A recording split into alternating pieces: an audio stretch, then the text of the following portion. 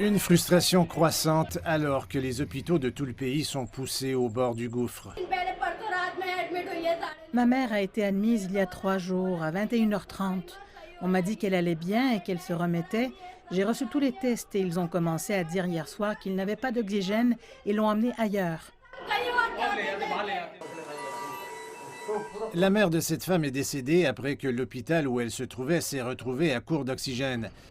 L'approvisionnement provient maintenant de très loin, comme ce train transportant de l'oxygène à Delhi à plus de 1200 km.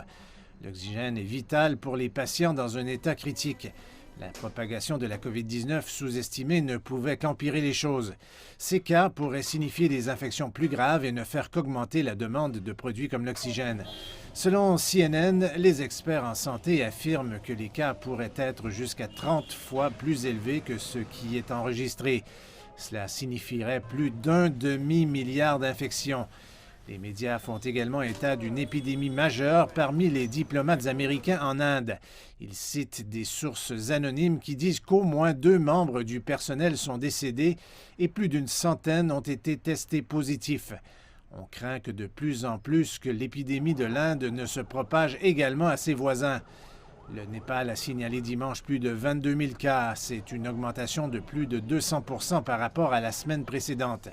Les travailleurs de la santé le long de la frontière disent que la flambée est alimentée par des mutations indiennes. La situation au Népal-Gunj reflète ce qui se passe en Inde et je l'appelle une mini-Inde. Si la même chose se reproduit dans une ville densément peuplée comme Katmandou, alors cela peut donner lieu à une situation difficile. Le chaos qui se déroule en Inde pourrait signifier qu'une crise plus importante est encore à venir dans les pays voisins, ce qui rend la situation encore plus urgente.